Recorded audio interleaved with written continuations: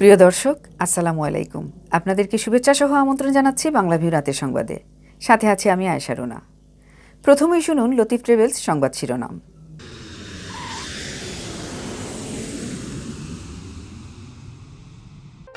বৃহস্পতিবার থেকে ব্যাংক খোলা থাকবে 2:30 পর্যন্ত, শুক্র থেকে রবিবার থাকবে বন্ধ। দেশে করোনা আক্রান্ত শনাক্ত নতুন রেকর্ড, একদিনে শনাক্ত 1,500, মৃত্যু 163 জন। সিলেটেও করোনা শনাক্তে নতুন রেকর্ড, 387 জন শনাক্তের দিনে মৃত্যু 2 জনের। লকডাউনের 6ষ্ঠ দিনে সিলেটের রাস্তায় বেড়েছে জন ও যান চলাচল, সহযোগিতা না পাওয়ায় দুর্ভোগে খেটে খাওয়া মানুষ। 2 মাস বন্ধ থাকার পর তামাবিল স্থলবন্দর দিয়ে ফের শুরু আমদানি রপ্তানি। শহীদ শামসুদ্দিন আহমদ হাসপাতালে সিলেট চেম্বারের চিকিৎসা ও সুরক্ষা সামগ্রী প্রদান।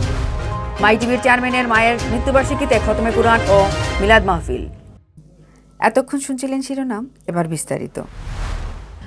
করোনা ভাইরাসের সংক্রমণ সামাল দিতে সরকার ঘোষিত কঠোর বিধিনিষেধের কারণে আগামী রোববারও ব্যাংক বন্ধ থাকবে, আর সীমিত পরিসরে ব্যাংকিং লেনদেনের সময় বাড়িয়েছে বাংলাদেশ ব্যাংক।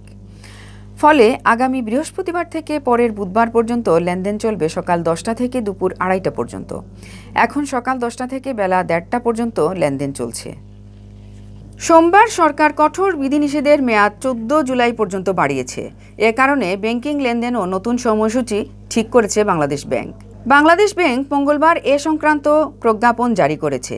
এর আগে সোমবার সরকার কঠোর বিধিনিষেধের মেয়াদ 14 জুলাই পর্যন্ত বাড়িয়েছে। এ কারণে ব্যাংকিং লেনদেনেও নতুন সময়সূচি ঠিক করেছে বাংলাদেশ ব্যাংক। 8 জুলাই থেকে 14 জুলাই পর্যন্ত সকাল 10টা থেকে দুপুর 2:30 পর্যন্ত ব্যাংকিং লেনদেন চলবে, আর ব্যাংক খোলা রাখা যাবে বিকেল 4টা পর্যন্ত। এছাড়া সময়সীমার বাইরে আগের দেওয়া নির্দেশনা বহাল থাকবে বলে জানিয়েছে কেন্দ্রীয় ব্যাংক। বাংলাদেশ ব্যাংকের আগের প্রজ্ঞাপনে বলা হয়, ব্যাংকের প্রধান কার্যালয়ের অত্যাবশ্যকীয় বিভাগগুলো যথাসম্ভব সীমিত লোকবলের মাধ্যমে খোলা রাখতে হবে। ব্যাংকের প্রিন্সিপাল বা প্রধান শাখা এবং সব বৈদেশিক বাণিজ্য শাখা সীমিত সংখ্যক অত্যাবশ্যকীয় লোকবলের মাধ্যমে খোলা রাখতে হবে। গেল 24 ঘন্টায় করোনা ভাইরাসে আক্রান্ত হয়ে আরও 163 জনের মৃত্যু হয়েছে, যা দেশে একদিনে দ্বিতীয় সর্বোচ্চ মৃত্যু। এ পর্যন্ত করোনায় দেশে মোট মৃত্যু হয়েছে 15,392 জনের। মঙ্গলবার স্বাস্থ্য অধিদপ্তর থেকে পাঠানো করোনা বিষয়ক নিয়মিত সংবাদ বিজ্ঞপ্তিতে এ তথ্য জানানো হয়েছে। এর আগে সোমবার জানানো হয়, তার আগের 24 ঘন্টায় 164 জনের মৃত্যু হয়েছিল, যা ছিল দেশে একদিনে সর্বোচ্চ মৃত্যুর রেকর্ড। এদিকে 24 ঘন্টায় নতুন করে করোনা আক্রান্ত হিসেবে শনাক্ত হয়েছেন 11,525 জন, যা দেশে একদিনে সর্বোচ্চ আক্রান্তের রেকর্ড। এ নিয়ে মোট শনাক্তের সংখ্যা বেড়ে দাঁড়ালো 9,66,406 জনে। বিজ্ঞপ্তিতে বলা হয়েছে, 24 ঘন্টায় নমুনা সংগ্রহ করা হয়েছে 38,039 জনের। পরীক্ষা করা হয়েছে 36,631টি। নমুনা পরীক্ষার তুলনায় শনাক্তের হার 31.46%। দেশে এ পর্যন্ত মোট নমুনা পরীক্ষা করা হয়েছে 67,94,193টি। মোট পরীক্ষার তুলনায় শনাক্তের হার 14.22%। গত 24 ঘন্টায় মারা যাওয়া 163 জনের মধ্যে 46 জনই খুলনার। এছাড়া ঢাকায় 45, চট্টগ্রামে 24, রাজশাহীতে 24, বরিশালে 6, সিলেটে 2, রংপুরে 11 এবং ময়মনসিংহে 5 জন মারা গেছেন। মারা যাওয়াদের মধ্যে 98 জন পুরুষ এবং 65 জন নারী। এদের মধ্যে 5 জন বাসায় মারা গেছেন, 3 জনকে হাসপাতালে মৃত অবস্থায় আনা হয়েছে, বাকিরা হাসপাতালে মারা গেছেন। এ পর্যন্ত ভাইরাসটিতে মোট মারা যাওয়া 15,392 জনের মধ্যে পুরুষ 10,883 জন এবং নারী 4,509 জন। গত বছরের 8 মার্চ থেকে প্রথম 3 জনের দেহে করোনা ভাইরাস শনাক্ত হয়। এর 10 দিন পর 18 মার্চ দেশে এ ভাইরাসে আক্রান্ত হয়ে প্রথম একজনের মৃত্যু হয়। এদিকে সিলেট বিভাগে করোনা আক্রান্ত শনাক্তের নতুন রেকর্ড হয়েছে। অতীতের সকল রেকর্ড ভঙ্গ করে একদিনে আক্রান্ত শনাক্ত হয়েছেন 387 জন। মঙ্গলবার সকাল 8টা থেকে পূর্ববর্তী 24 ঘন্টায় সিলেটের 4টি ল্যাবে এই আক্রান্ত শনাক্ত করা হয়। একই সময়ে সিলেট বিভাগে করোনায় প্রাণহানি হয়েছে আরও 2 জনের, আর করোনা থেকে সুস্থ হয়েছেন 131 জন। মঙ্গলবার স্বাস্থ্য অধিদপ্তরের সিলেট বিভাগীয় পরিচালক ডাক্তার সুলতানা রাজিয়া স্বাক্ষরিত এক প্রতিবেদনে এ তথ্য জানানো হয়।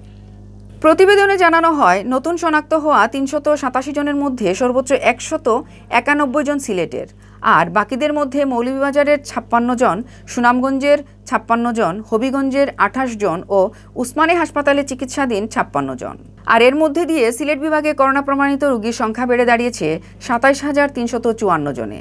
এর মধ্যে সিলেটের ১৮,০৬৩ জন, সুনামগঞ্জের ৩,১৩৩ জন, হবিগঞ্জের ২,৯২০ জন ও মৌলভীবাজারের ৩,২৩৮ জন।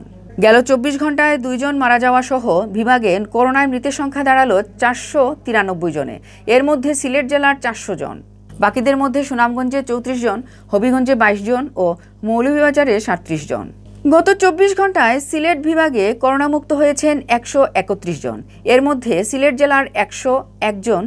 আর এখন পর্যন্ত করোনামুক্তের সংখ্যা দাঁড়ালো ২৪,২১৭ জনে, যার মধ্যে সিলেটের ১৬,৫০২ জন, সুনামগঞ্জের ২,৮৪৮ জন, হবিগঞ্জের ২,১১৭ জন ও মৌলভীবাজারের ২,৭৫০ জন। করোনা ভাইরাসের সংক্রমণ নিয়ন্ত্রণে চলমান লকডাউনের ষষ্ঠ দিনে মঙ্গলবার সিলেট নগরীর রাস্তায় গাড়ি ও মানুষের চাপ দুটিই বেড়েছে। যত দিন যাচ্ছে ততই যেন বাড়ছে গাড়ির চাপ। বিধিনিষেধ অমান্য করে খুলছে জরুরি পরিষেবা ছাড়া অন্যান্য দোকানপাটও। মঙ্গলবার সিলেট নগরীর বিভিন্ন সড়ক ঘুরে এমন চিত্র দেখা গেছে। এছাড়াও মানুষকে লকডাউনের বিধিনিষেধ ও স্বাস্থ্যবিধি মানাতে তৎপর ছিল আইনশৃঙ্খলা বাহিনী। সরেজমিনে দেখা গেছে লকডাউনের পঞ্চম দিনের তুলনায় ষষ্ঠ দিনে সিলেট নগরীর অনেকাংশেই বেড়েছে লোক চলাচল ও গাড়ির চাপ। সঙ্গে বেড়েছে রিকশাও। বিধিনিষেধকে তোয়াক্কা না করে অবাধে চলাফেরা করছে মানুষ। মানা হচ্ছে না কোনো স্বাস্থ্যবিধি ও শারীরিক দূরত্ব। আইনশৃঙ্খলা রক্ষাকারী বাহিনীর উপস্থিতি টের পেলে যে যার মতো করে সরে পড়ছে। সরকারের দেয়া প্রজ্ঞাপন অনুযায়ী জরুরি পরিষেবা ব্যতীত সব দোকানপাট বন্ধ রাখার কথা, কিন্তু বিভিন্ন স্থানে দেখা গেছে খুলেছে অন্যান্য দোকানও। কখনো শাটার অর্ধেক খুলে, আবার কখনো কোনো জায়গায় পুরোপুরি দোকান খুলে চলছে বেচাকেনা। এদিকে গত ৫ দিনের ধারাবাহিকতায় সিলেট নগরীর ১৬টি পয়েন্টে ছিল পুলিশের চেকপোস্ট। এসব চেকপোস্টে লোকজনদের বাইরে বের হওয়ার কারণ জানতে চাইলে বেশিরভাগ মানুষই মিথ্যার আশ্রয় নিয়ে নানা জরুরি কাজের অজুহাত দেখাচ্ছেন। সরকার ঘোষিত সর্বাত্মক লকডাউনে সরকারি বেসরকারি অফিস বন্ধ রাখার কথা বলা হলেও বেশ কিছু অফিস খোলা ছিল। ফলে এসব প্রতিষ্ঠানে যারা কাজ করেন সেখানে যাওয়ার জন্য বের হয়েছেন অনেকে। অন্য দিনগুলোর মতোই সিলেট নগরীতে লকডাউনের বিধিনিষেধ ও স্বাস্থ্যবিধি মানাতে তৎপর ছিল আইনশৃঙ্খলা বাহিনী। সিলেট নগরীর বিভিন্ন পয়েন্টে লোকজনদের সচেতন করতেও প্রচারণা চালিয়েছে তারা। ভ্রাম্যমাণ আদালত পরিস্থিতি পর্যবেক্ষণের পাশাপাশি বিভিন্ন স্থানে অভিযান চালিয়ে বিধিনিষেধ অমান্যকারীদের জরিমানা করেছে। এদিকে কঠোর লকডাউনের ফলে বিপাকে পড়েছেন দিনমজুর ও খেটে খাওয়া মানুষ। সিলেট নগরীর বিভিন্ন পয়েন্টে কাজের আশায় বসেছিলেন অনেক দিনমজুর মানুষ। এছাড়াও বিভিন্ন ধরনের প্রতিষ্ঠান বন্ধ থাকায় কর্মহীন হয়ে পড়েছেন নানা কাজের মানুষ। জীবন বাঁচাতে সরকারি কিংবা বেসরকারি সহযোগিতার দিকেই চেয়ে আছেন তারা। ডেলি আমি ৬০০ টাকা রোজ চাইতাম, গ্যাসার লাগানি আমি ৬০০ টাকা রোজ চাইতাম। এখন তো তাও চলেন না দেখিয়া মালিকের খাতে দিলাম, তোমরা যাও গিয়ে আবার বাড়ি করো গিয়ে থাকো, লকডাউনের বাদে আইও। কিছু করলাম কোনো তাল ভাইরাম না করেন, রিক্সাটা লইয়া বাড়িছে, আর রিক্সাটা তো রুজি নেই, চলতে আছে বাচ্চা কাচ্চা লইয়া খুব কষ্ট হয়। যে 2 কেজি চাল লইয়া নিমু আও আমার রাস্তারা নাই, গরিবরা কেউ সাহায্যও করেন না। বারোইলা রিক্সা লইয়া তে চাকার ফার্ম ছাড়িয়া দেয়, তে তুলিয়া দেয় জামুগা। খাজির গাঁও থাকি নাইছে গ্রাম থাকি, আইয়া শহরও শান্তি না পাই, তে শহরও আর চলিয়া কী করবো। টানা 2 মাস বন্ধ থাকার পর স্বাস্থ্যবিধি মেনে মঙ্গলবার থেকে সিলেটের তামাবিল স্থলবন্দর দিয়ে ফের আমদানি রপ্তানি শুরু হয়েছে। দীর্ঘদিন পর আমদানি রপ্তানি চালু হওয়ায় তামাবিল স্থলবন্দরের ব্যবসায়ী ও শ্রমিকদের মাঝে বইছে খুশির আমেজ। বুধবার সকাল থেকে পুরোদমে আমদানি রপ্তানি কার্যক্রম শুরু হবে বলে তামাবিল ব্যবসায়ী সংগঠনের নেতারা জানিয়েছেন। তামাবিল কাস্টমস সূত্র জানায়, দেশে চলমান করোনা পরিস্থিতিতে স্বাস্থ্যবিধি মেনে তামাবিল স্থলবন্দরের কার্যক্রম সচল থাকলেও ভারত করোনার দ্বিতীয় ঢেউ মোকাবেলায় গত এপ্রিল মাসের শেষের দিকে মেঘালয় জুড়ে লকডাউন ঘোষণা করে রাজ্য সরকার। ফলে 1 মে থেকে তামাবিল স্থলবন্দর দিয়ে সকল প্রকার পণ্য আমদানি রপ্তানি কার্যক্রম বন্ধ করে দেয় ভারত, যার কারণে 2 মাসেরও বেশি সময় ধরে ভারতের মেঘালয় রাজ্যের ডাউকি স্থলবন্দর দিয়ে চুনাপাথর, পাথর ও কয়লাসহ আমদানি রপ্তানিযোগ্য কোনো পণ্য তামাবিল স্থলবন্দরে প্রবেশ করেনি। সম্প্রতি মেঘালয়ে করোনা পরিস্থিতি কিছুটা স্বাভাবিক হওয়ায় ফের আমদানি রপ্তানি শুরু হয়েছে।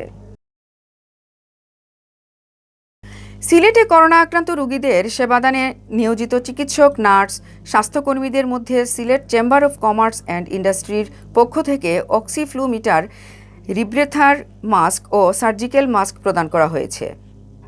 মঙ্গলবার বিকাল 5টার দিকে সিলেট চেম্বারের পক্ষ থেকে সিলেট শহীদ শামসুদ্দিন আহমদ হাসপাতালের অধীক্ষক ব্রিগেডিয়ার জেনারেল ব্রায়ান বঙ্কিম হালদারের নিকট এসব চিকিৎসা ও সুরক্ষা সামগ্রী তুলে দেওয়া হয়।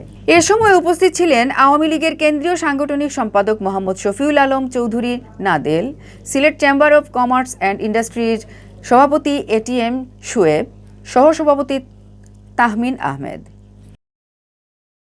এই কারণে আমরা চেম্বারের পক্ষ থেকে আজকে জরুরি মিটিং ডেকে আমরা এই গরিব মানুষের পাশে কিভাবে দাঁড়াতে পারি, আমরা একটা ফান্ড তৈরি করেছি, একটা আলাদা অ্যাকাউন্ট তৈরি করেছি, যে এই অ্যাকাউন্টের মাধ্যমে আমি সাধারণ ব্যবসায়ীদের যারা আছেন, সিলেটের জনগণ যারা বিত্তশালী জনগণ আছেন, তাদেরকে বলবো যে তারা আমাদের সাথে সহযোগিতা করেন এবং আমরাও চেম্বারের পক্ষ থেকে তাদেরকে এটা সামান্য একটি সহযোগিতা, আমরা এই সহযোগিতা আমরা কন্টিনিউ করব। এই হসপিটালে আগে রুগী ছিল 40-45 জন, আজকে এখানে রুগী ভর্তি আছে 100 জন।